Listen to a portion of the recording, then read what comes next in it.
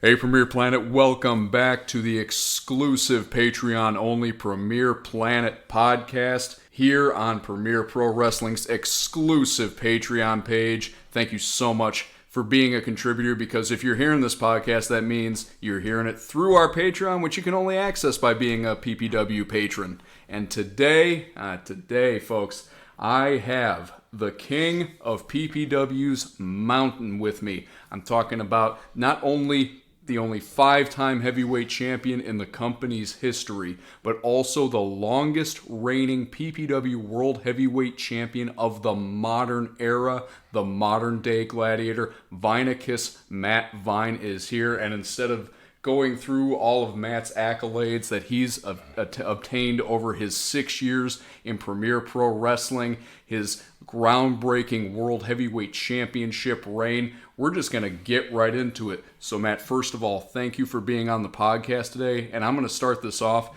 the same way I started off with Rock and Randy, and just ask, what made you want to pursue professional wrestling? Why was professional wrestling your calling? Well, for me, I notably known as a man-child. If you ask some of my ex-girlfriends or people that consolidate with me, I just never grew up. And pro wrestling is, if you just look at the animations from all the people that are involved, you have to be some kind of man-child to have to want to do that and do it on a weekly basis, or do it for a career, or just to hell to have fun, So that is definitely why I chose professional wrestling, and hell, I found out I was actually really, really good at it. So I decided to stay the course. Yeah. Well, you definitely have, an athletic pedigree. You're a third-generation athlete in your family. That is correct. You decided to go to the direction of professional wrestling, but nobody decides to pursue professional wrestling without being influenced by someone. So when you decided that this was something that you wanted to pursue, who were some of your primary influences? Well, I had no backing from my family whatsoever, because they didn't really think I'd actually go through with it. But so when I asked for support from them, got next to nothing. So I had to look towards my TV heroes and whatnot. That being, oh God, and I hate to use these guys as an example after figuring out how they are now, but 1990s Diamond Dallas Page, Goldberg, and if guys like Matt Riddle heard that, he'd probably lose his mind. But I have no care of impressing Matt Riddle. But then guys like The Rock. I think The Rock was probably the first guy. The Rock and Stone Cold, definitely their feud with the way they work together. It was actually probably one of the last times I wanted the good guy to win and the bad guy to lose. It's just the way they built a story, which is almost seeming like a dying art now in wrestling, because there's no storytelling. It's just move. But the way they had a story, you wanted the good guy to win. You wanted, if The Rock was the good guy, you wanted him to win. If you wanted Stone Cold to win, him being the good guy. I think WrestleMania 19, when Stone Cold was ready to leave the company, but he, the story was he was going to stay and he wanted to fight off The Rock, but he lost to The Rock. You wanted Stone Cold to win that match. You really did. And then everybody says I have a bit of a Randy Orton complex, so I guess the cat's out of the bag on that one, and I followed Randy Orton for about, I guess, just about his whole damn career. So Randy Orton is probably, last but not least, definitely at the top of my list. I think he's one hell of an acrobatic performer, can do just about anything you ask of him, and he still tells a good story. Yeah, and there's definitely some crossroads in there, because I came up as a fan, during those Rock and Austin feuds. And then, during the what they call the ruthless aggression era, when you first saw guys like Randy Orton, and, who knew he would blow up to become what he is. And definitely from watching you the last 6 years, there's definitely a little bit of Randy Orton in there. But there's also, elements of those other guys, too. So, okay, so we've established, what made you want to pursue professional wrestling. who your influences were in those early days. And so the next question has to be, why did you choose to come to Premier Pro Wrestling? Well, this one's going to come as a shock, actually. I don't even think you know this one for as long as I've known you, and we've had our ups and downs. I think I've known you the full 6 years of Premier Pro Wrestling. Yeah, we came in right about the same time. I wasn't an MC yet. I was writing stuff for the Facebook page, and you and I have definitely had the epitome of a love-hate relationship. Yeah, in those 6 years. Yeah. Well, I mean, why don't we touch up on that for a sec? So I think we are right now, as far as active members of the Premier roster, I guess you could say, we're the longest active running weekly guys since Premier Pro Wrestling. I came in at 10. You were a fan before that, PPW 10.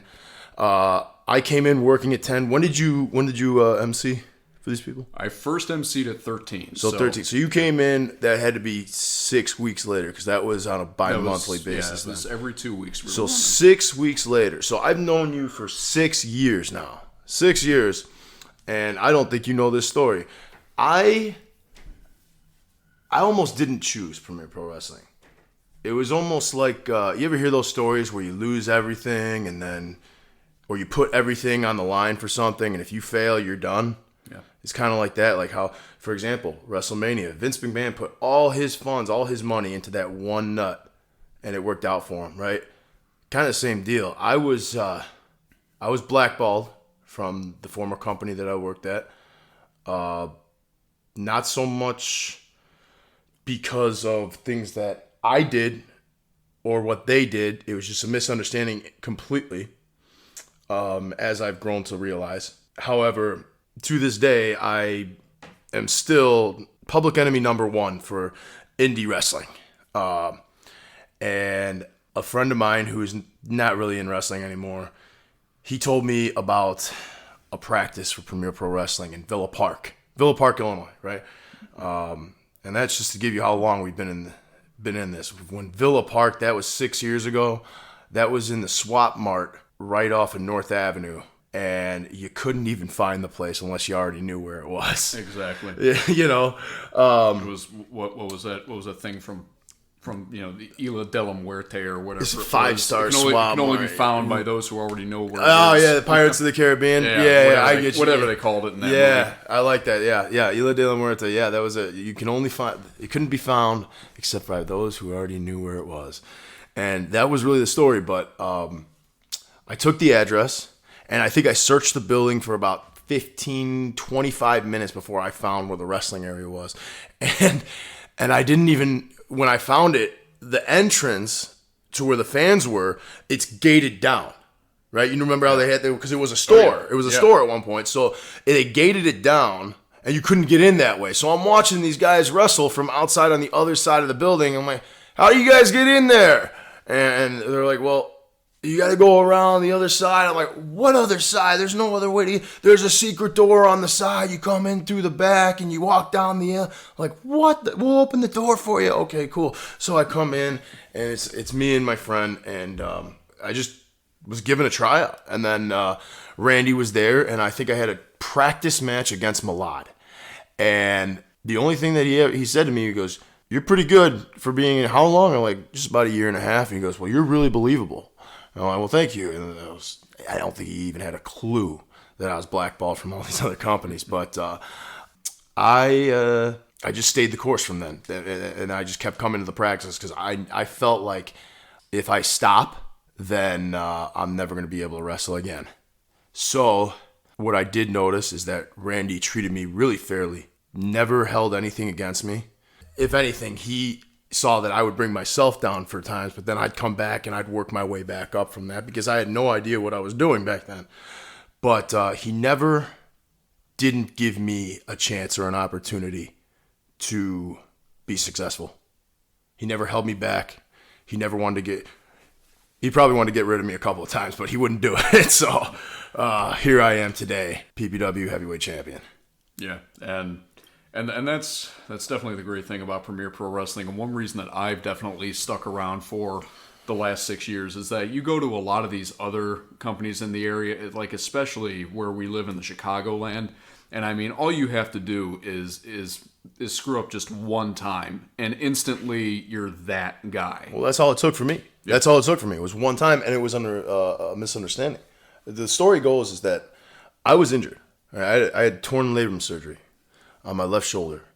I took the sling off to help put up the ring that day, and they asked me if I wanted to work. And the guy that they wanted me to work was 6'9", 320 pounds, barely spoke English, and don't get me wrong, nice guy, real nice guy, but I don't think he'd been in the ring in like half a year, 8 months. And his big gimmick was that he kills people, literally goes in there and just desolates people. And they go, oh, don't worry, we'll give you a guy. Well, I'm like, well, can I do something where I just chicken shit heal this whole situation and like come in and take a licking and then bail and then, and they're like, yeah, do it. Well, I go out and I do it, and then the guys come back and they're like, don't ever book this guy again. I'm like, but I just did what the head guy said. But there's so much interjection from one company to another, so much connectivity, and they didn't like it, but those guys liked it. So the main company that I worked for didn't like it, kicked me out, and then I had to go and I had to find salvation at PPW. And did you ever heard that story? Did I ever tell you that? No. Yeah, I knew the story about your shoulder, and that was a pretty serious one. But that part of the story I had never heard. That's the story. They made me work. I took 2 bumps that whole match, and each one of them felt like what the hell did I get myself into? Why did I even do it? I should have kept the damn sling on and just say, hey, I'm here, But I wanted to help pay dues and shit. So, bad decision on my part, but shame on them too for doing that. So that's. But the upside is, you have found what a lot of us firmly believe is your niche in Premier Pro Wrestling. And you mentioned early on, your first, your tryout match, so to speak, was against Malad Akbar, who not only is a former PPW Heavyweight Champion himself, but he's one of the 6 individuals who was sent down to Florida for an official WWE tryout. So in your first day, to be in the ring with that, I mean, that definitely showed that, there was some potential seen in you. But since Malad, I mean, you and Malad over the years, you definitely had some epic clashes in the ring. But besides Malad, I mean, can you tell us, who have been some of your other, favorite opponents or favorite matches that you've had throughout Premier Pro Wrestling? And I know there's a lot of them because you're out there defending your championship every single week and usually against a different opponent every week. Well, and let's not forget 2 out of 3 falls as well, which that's another thing that, you don't find that everywhere else. All the heavyweight championship match is defended in 2 out of 3 falls at Premier Pro Wrestling, something that they don't do anywhere else in Chicago independent wrestling. Definitely not on a weekly basis, at least. And so, I mean, my favorite matches, over these years, I mean, God, let's see. Because I got to face so many now, and I never thought I'd get to say this where I'd be like, God, there's so many, right? And at some point, or at one point, I should say, we had a skeleton roster where it was like the same 7 to 10 guys working.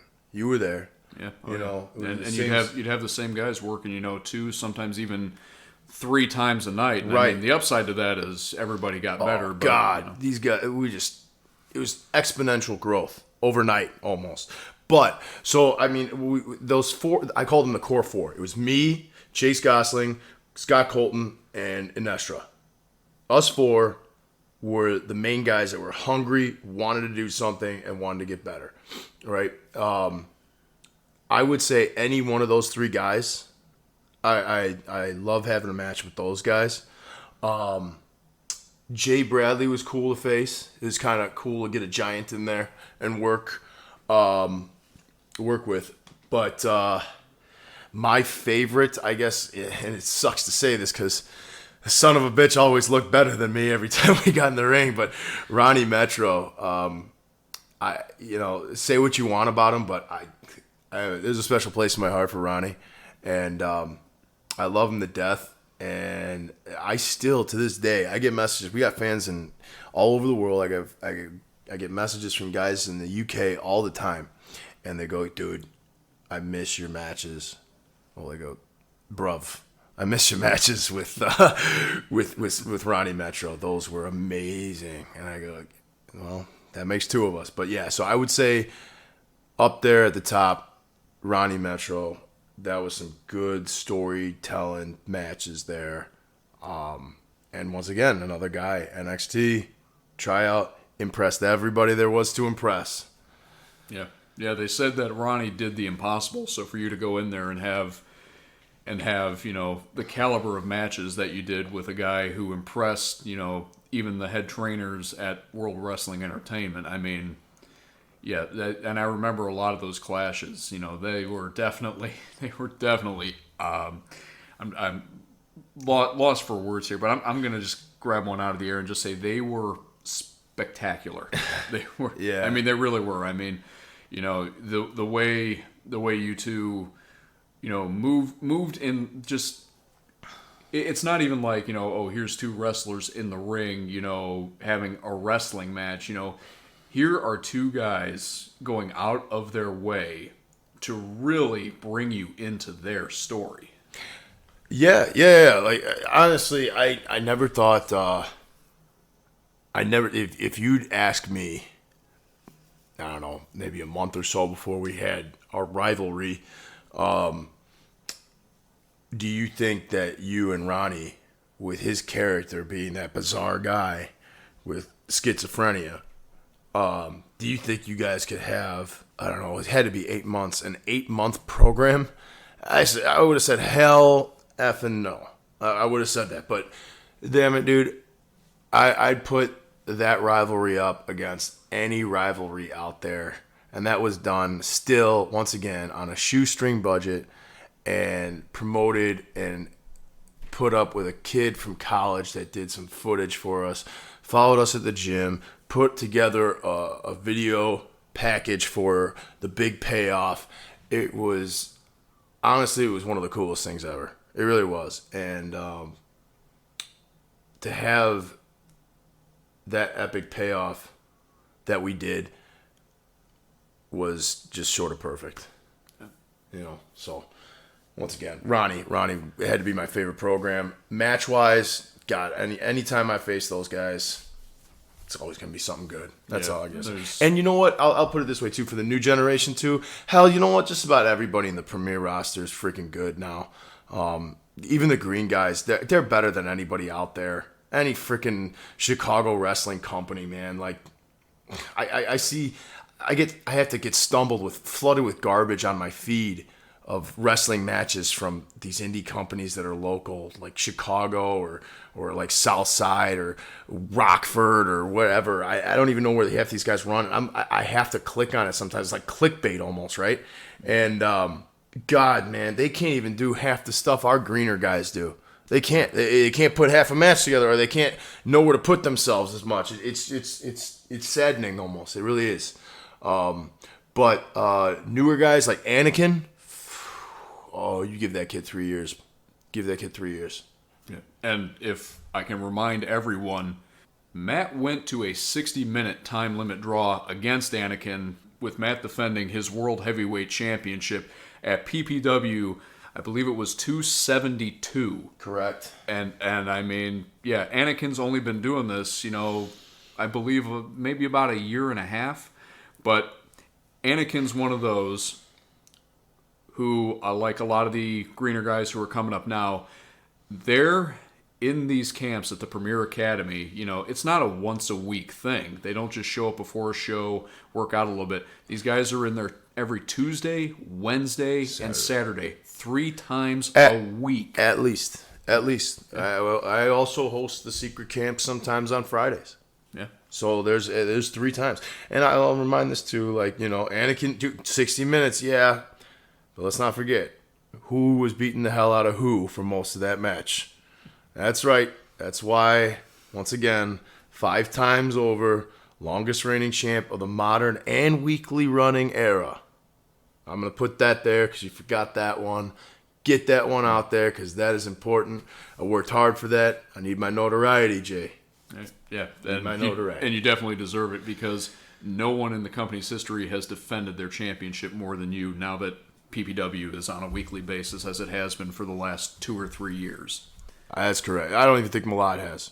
Because I don't even know how long his title reign is. Let's just say it was 2 years. You cut it in half. Maybe he defended it every week if you cut it in half and make it a weekly thing. But that's still not even on my level. 2 out of 3 falls. Nobody. I don't think he held it 2 years. Maybe a year and a half. But you cut that in half, that's 3/4 of a year. And he can't hold a candle to what I just did. And it's every single week. Every single Saturday. There is no champion out there who defends their title every single week. And I mean, WWE is on, and I mean, don't get me wrong, I don't want anybody to misconstrue this as me, trying to, as the internet wrestling community likes to throw around the term, quote unquote, bury WWE or anything like that. But even their champions being on, 2 weekly shows, being on a monthly pay-per-view, do not defend their championship as much as the PPW World Heavyweight Champion. No, they don't. So we've talked about your history in the business. We've talked about what drives you. We've talked about your favorite opponents. Now I want to get into kind of a little bit of the opposite of the last question and ask you, even with all of your experience and being the long-reigning champion that you are, what do you still find to be some of the biggest challenges about being in pro wrestling? Because there's an old saying that goes, and we've heard Randy say this time and time again, it ain't ballet. Yeah, it's probably something that he should probably start coining that phrase because he says it more than anybody else on the planet. But the biggest challenges I've come across with professional wrestling, not just Premier Pro Wrestling, like the wrestling part, eventually it gets easy. What you have to do is you have to adapt and become more creative. Let's say, I face Johnny 2x4 1 week, and then 2 or 3 weeks later, him and I are going to wrestle again. Well, no one wants to see the same match twice. So putting something different together, completely different, still captivating those people.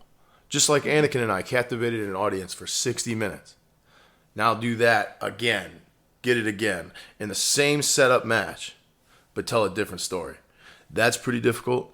That's something I feel like I am getting more so than anybody I know. But the hardest thing for me is getting my timing down with where I want to go. And that being I call it the promised land, but if you're getting into professional wrestling, it shouldn't be because it's a hobby. Because at the end of the day, if you're going to be a professional wrestler, there are those who play wrestler, in which case you can go get all the toys at Walmart and buy the ring and play with your kids or whatever you play with when you're at home. Don't do it and make a mockery of a profession, or you want to get somewhere and you want to make money in this industry. My biggest struggle for the past 7 years is getting a contract with World Wrestling Entertainment. I don't want to go to AEW. I don't want to go to Mexico, Japan maybe. However, WWE was always and will always be the end game. Yeah, and with you being in Premier Pro Wrestling, I mean, it's definitely the place to be if you want to go to WWE because, again, folks, and I mean, you hear me say this over and over again at our weekly tapings, if you attend our weekly tapings, I mean, Premier Pro Wrestling is the only professional wrestling organization in the Midwest, I think maybe even in the country, that has direct business ties with WWE NXT. Our COO, Randy Ritchie, has NXT's, I'm not sure what his he's the director of talent relations, Canyon Seaman, and he and Randy talk at least 1 or 2 times a week. Now I've seen the emails. All right. Now here's the thing. This will be good for if you got an indie wrestler listening to this or somebody who wants to be an indie wrestler, right? Because I get into this all the time. They want to go all these places. They want to wrestle all over the country. They want to get their name out there. They want to get their exposure, right? right? Yeah. Okay. Oh, yeah. Okay. So, who's hot now? Who's hot on the indie circuit? Give me a name. Off the top of my head, Just go. Just shoot from the hip. Off the top of my head, I would say Joey Ryan because he's on almost every indie poster in the Midwest that I see online. Okay. When you found out about Joey Ryan, did you see him at a show, or did you find out about him online? It was online. Okay. I can take it a step further. Even guys who are signed to a legit deal with AEW, right? Let's talk about like MJF. He's like one of the hot guys right now, right? He's one of the hot stars, right? Where'd you hear about him? Because I know you didn't go see one of his shows. No. Online, right? It's all the internet. All the internet. Premier Pro Wrestling, as of right now, and I can't wait to listen back to this podcast one day and be like, that's all we had. But as of right now, on YouTube, 27.5 thousand followers on YouTube. We're ranked number 28th in the top 100 most watched wrestling channels in YouTube history. And we had nothing but the old man and a shoestring budget. You know? What I'm trying to get to is you can go and wrestle all over the place. It's not going to make a difference. You're going to lose so much money. You're going to be booked in situations and with people who are not going to make you better as a wrestler. And at the end of the day, you're going to have a real long car drive for something that probably wasn't worth it, not getting paid, not learning a thing. And at the end of it, how much exposure did you really get? Oh, we drew 300 people at the show. Really? How much did the show make? Well, we lost 1,500 because we had to bring in Sabu and, I don't know, Tommy Dreamer. It doesn't make sense. If anything, what you're learning to do is not how to book a show, So at the end of the day, once again, you find out about all these wrestlers, right, via the internet. What better of a way to get exposed to the wrestling world than a place that has over 9 million views on YouTube and over 27. Over 20. I don't know why it's 27.5. That's why I'm mixing them back up. But dyslexia is kicking in. 27,000 followers and growing. It was 27.3 2 days ago. It's 27.5 as it was today. If I look it up on my phone, it might be even higher right now. Yeah. So what better of a way to get exposure? And we just keep adding and adding and adding. You said 27,500. Those 500 were added in less than a week. I think it was like 3 days. Like 3 short days we added, half of 1,000 people. And right. It continues to grow. And you know what? Folks, this is really important. It's all been organic. It's been like you said, what Randy still has upstairs. It's been what you guys on the roster have in here as I point to my chest, and it's also been because of you, the fans, because you guys have been integral in sharing our content and getting the word out there. But it's all been, I'm going to use the word grassroots, just from the ground up. We haven't spent, a king's ransom to get our name out there. We've let the product do the talking. You said king's ransom. I know a group of brothers.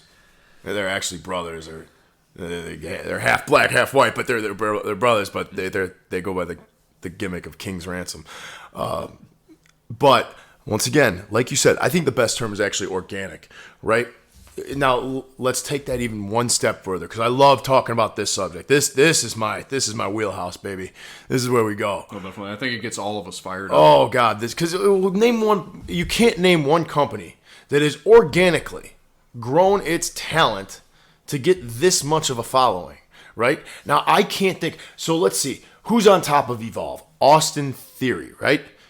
We surpassed Evolve Networks. And that guy's been on top almost as long as I've been on top. Hasn't been defending his title as much as I have. And they haven't built anything for God knows how long. You go to, what else? What other wrestling company out there has organically built, and this is me tooting my own horn a little bit, but I feel like I deserve it, but I've been on top for a year. October 27th. Once again, who at the top for this long has grown their company from being on top? Who's done it? I can't think of a promotion. We're right up AEW on the list. We're 2 behind Pro Wrestling Noah. And MLW is, I don't even know where they are on the list, but they better hope that they figure like they see what we're doing here, because what we're doing is working and we're just starting to see the growth, and it's growing exponentially. Every 10,000 we get, every 5,000 we get, it goes even faster and faster and faster. And I can't wait to see it. Like I said, I can't wait to look back on this and be like, what, 27,500 followers? From 100. I fully expect to be at 30,000 by the end of the year. And Nestra, I was talking to Nestra earlier today. He wants to be at 30,000 by the end of November. I said that's a great goal. Yeah. That's a great goal. But 30,000 by the end of this year seems realistic to me. I'd love to shatter that. And I once again, by the end of 2020, if we don't pass 50,000 with the way we're going and with the amount of people that we've built up and are coming and are just growing and are getting so good, with things like that, with the roster we are growing and developing and building now, from that 7-man roster to what is now, I can't even count, probably 20 men, 15, 20 men at the least, right? We have grown our homegrown company that is contending with independent companies with financial backings that should get them main television deals like AEW, but they're not. Yeah, and I mean, the other thing to point out, too, is that, Premier Pro Wrestling, we pride ourselves in being, based in Woodstock, Illinois. It's great to have our own studio in here and everything, but the fact of the matter is that Premier Pro Wrestling is not a local promotion. Premier Pro Wrestling is a global promotion. We have viewers from all over the world, and you mentioned earlier, you get messages all the time from people in the UK. We have followers who follow us all the way in like Indonesia, Australia, Japan, China, India. Yep. We are a global company. And you wouldn't even know it unless you follow us online. Exactly. Exactly. And I mean, I firmly believe that in terms of professional wrestling, the internet is definitely a double-edged sword. It can make or break, and the internet has definitely been used for some not so desirable things in terms of pro wrestling. I mean, it's kind of given everybody a window into what's going on. So you have all these, self-proclaimed experts who think they know everything that's going on because they read about it on a message board or on some dirt sheet or whatnot. But the other side of that is the fact that the internet has done so many wonders for professional wrestling as a whole. Premier Pro Wrestling is probably the best evidence of that. Easily. Like I said, if there's one thing the internet did that was good for wrestling, was that it exposed people to wrestlers that would have taken you 15 years to figure out without it.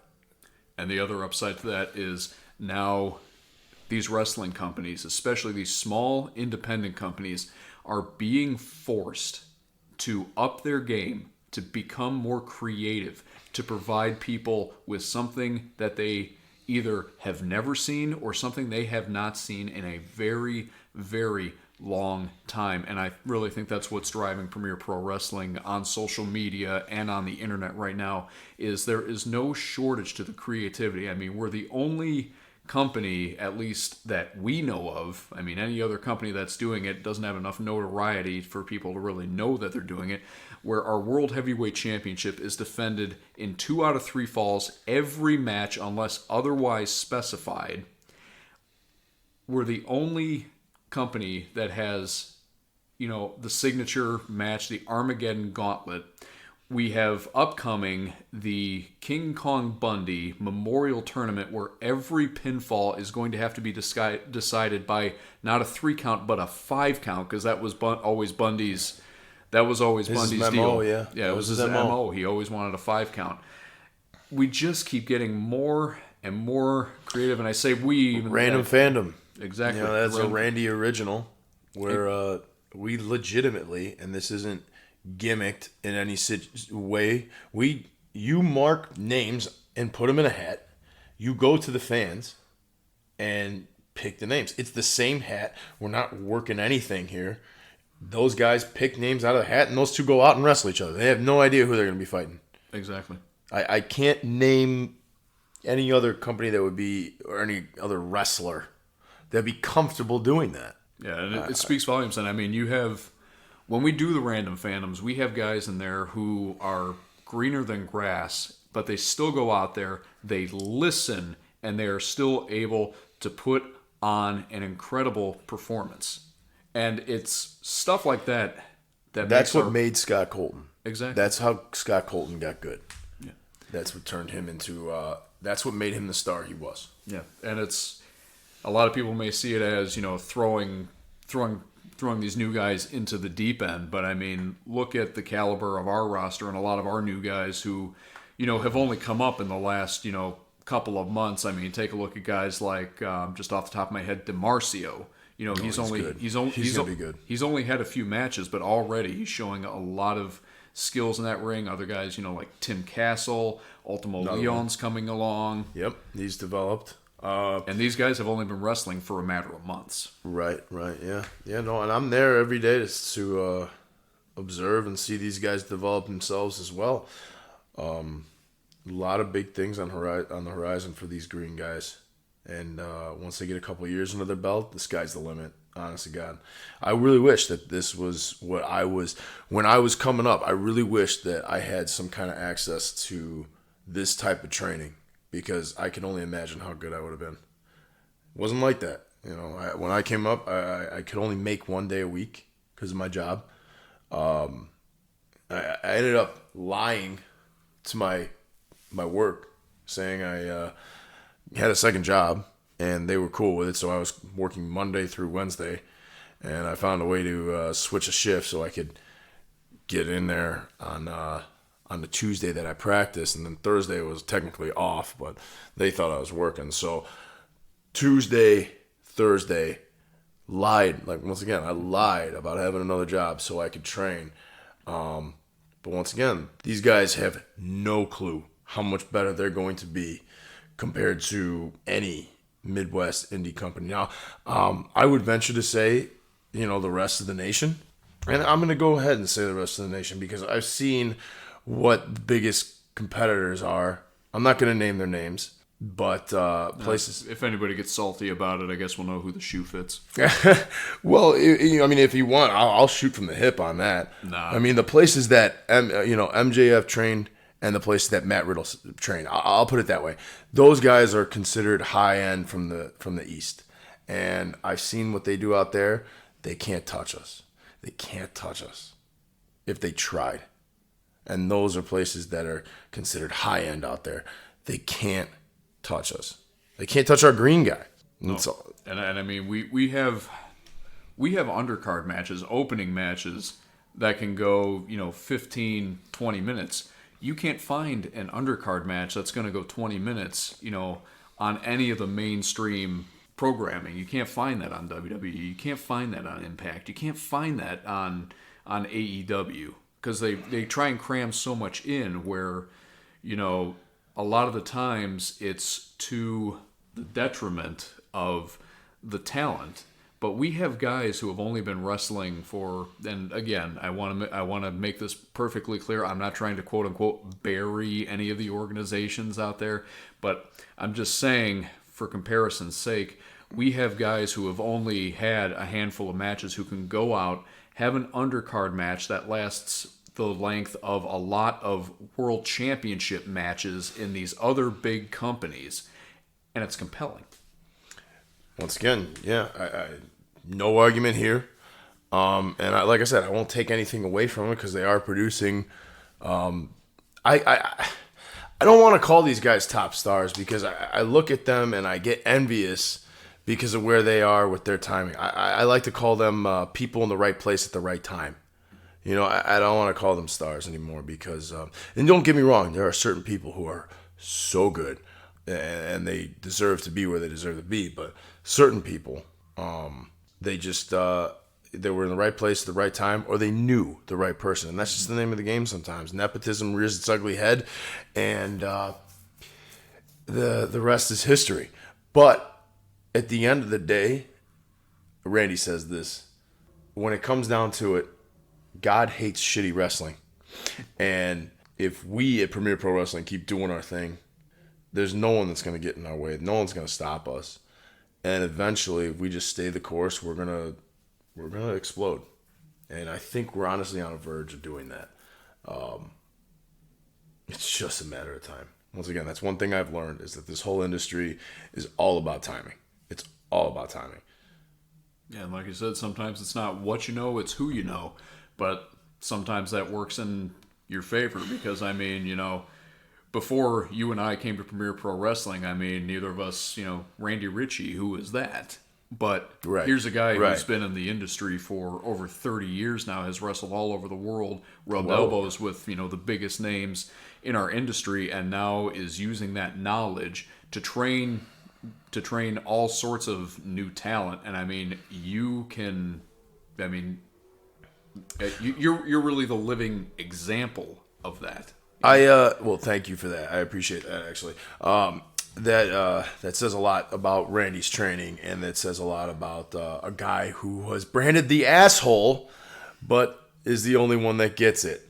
A lot of people didn't want me to succeed when I came into PPW. They saw they looked right at the arrow. They didn't look at the feathers of the bow or the arrow coming at them. They looked right at the point, not at the feathers. And they didn't want to give me a chance. But I remember coming in one day, or I was in the locker room after the match was over, and then he comes back and he's like, God damn it. The guy who's branded the asshole, he points right at me, is the only one that gets it. And I was like, I knew it. I was like, well, if I just keep listening to this guy, something good's going to happen. And next thing you know, here I am, right? And, that just led to things like... I mentioned Jay Bradley earlier. Bradley messaged me once saying, I need to work better people. Do you want to come to this promotion and work with me? And I go, well, Brad, I'd love for you to work me here at PPW. And when push came to shove, Bradley came to PPW. Jay Bradley came to PPW. And... I had a bit of that starstruckness because I knew who he was. I knew where he worked. And he said it was good, but there was just a couple of things that I could have done. And I go, okay, great. Can't wait for the next time because the next time it's going to be freaking perfect. Next thing you know, we're like 20 seconds into the match. We're doing something. He goes, damn, much better. That kid, you know, just telling it to me in the ring. I'm like, yes, I knew it because I wasn't going to let it happen again. So fast forward and rewind, I guess. You look at Randy and you say he was trained by a lot of those guys. Right. One of those guys, Jimmy Valiant, Boogie Woogie Man, Rob Fuller, Bushwhacker Luke, and Dutch Mantel. Zeb Coulter. Right. Those guys from the territories. He worked with Jerry Lawler from Memphis. Or in Memphis, rather. He learned from all these guys, and at the end of it all, it was him and Jimmy Valiant in the back, and he saw that there was a monitor in the back. Jimmy Valiant did. He goes, kid, he told Randy this, and Randy keeps telling me this over and over. He goes, you watch this monitor like a hawk, because the industry's a-changing, and no one is going to be able to do this anymore, and no one's going to remember these things. And so, next thing you know, Randy sucked that knowledge up like a damn sponge, and he's taught every single one of us all this stuff. And it definitely shows. It really shows. You don't believe me, just come to a show. Or watch this on YouTube. It really doesn't matter. I don't care how you do it. Because you're going to see the best professional wrestling of your entire life. I'm going to go out and say it. You know, once you get past your hors d'oeuvres of the undercard, which once again, probably be something that you haven't seen an undercard do, you will see the top prospects in professional wrestling. As someone once said, unsigned superstars. That's the way I'll leave that. Yeah, and that's definitely what sets our roster apart, is because, you know, it's not about high spots. It's not about cheap pops. It's about professional wrestling. And storytelling. And storytelling within that wrestling. So we've talked about, where we see Premier Pro Wrestling going in the very near future. And I firmly believe it is going to be the very near future before this company completely and utterly just explodes. And I mean, we've already got the global following, but taking it back to you and you alone, Matt, what do you see is next on the horizon for Matt Vine? Oh, I won't be happy until I'm signed or making a really big amount of money in professional wrestling. I would love for PPW to get big enough to have a deal with a place. If I'm not signed within the next, give it 2-3 years, right? If I'm not signed within the next 2-3 years, I plan on building up Premier Pro Wrestling to the best of my ability, which so far has bared a decent amount of fruit for having absolutely nothing, and building it up so much that these companies abroad, like New Japan, like Pro Wrestling Noah, like CMLL, AAA, want to do cross-promotion with us and realize the value that the company will then have. Not that it doesn't have any already, because it does, but what I plan on doing for PPW, all the while trying to get a contract with WWE, is I want to build it up to become. They told me once, make yourself undeniable. I want to take that a step further and make Premier Pro Wrestling undeniable. And however I got to do that, if I got to hold this damn title for another year, I don't care. If I have to win this thing 20 times, whatever I got to do. If I got to, if I got to start pile driving people on concrete blocks, which I'm not going to do. But, you get what I'm saying. If I got to do something that's jumping off the page, which, once again, I feel like I do already, so be it. So be it. Yeah. So now we understand, what Matt Vine's motivations are, the fact that he does want to push Premier Pro Wrestling, excuse me, my voice cracked a little bit there, but that he does want to push Premier Pro Wrestling to the pinnacle, to being the blueprint for what an independent professional wrestling organization should be. But in the meantime, Premier Pro Wrestling is still Matt Vine's playground. He is still your PPW World Heavyweight Champion. By the time this post will probably be over a year. Probably be over a year at that point. And like him, love him, or hate him, he is definitely the most dominant champion, arguably, in company history. And there's a saying that goes around Premier Pro Wrestling, again, going back to that, like him, love him, or hate him deal. We have a saying that goes, Matt Vine's an asshole, but he's our asshole. So, Matt, thank you so much for coming on to the podcast today, telling us your story, giving us a little background on what makes Vineacus tick. Thank you for having me. I appreciate it. Anything to help the company grow. Follow us on that Patreon. Help us grow. Yeah, and make sure you're following us all over our other social media platforms as well. Facebook, again, our YouTube, which is just growing and growing and growing. And it wouldn't be growing if you folks weren't out there sharing our content with your friends, with your family, all over your social media. So we thank you for that again, and we encourage you to continue that. You can find us on Twitter and Snapchat and Instagram, all over the place. And don't forget, too, you can go to our official website at premierprowrestling.com. Click the on-demand link. That's all it takes to start a 2-week free trial of our video on-demand service. Then once that's done, it's just $4.99 per month. You can see Matt Vine's matches dating back, 2-3 years, and see how he's developed as a wrestler and into the champion that he is today. So with that, Premier Planet, we thank you again for joining us on this Patreon-exclusive Premier Planet podcast, and we'll see you folks next time. God, I gotta say, no one does a better sign-off than you. Like I said, he's an asshole, but he's our asshole.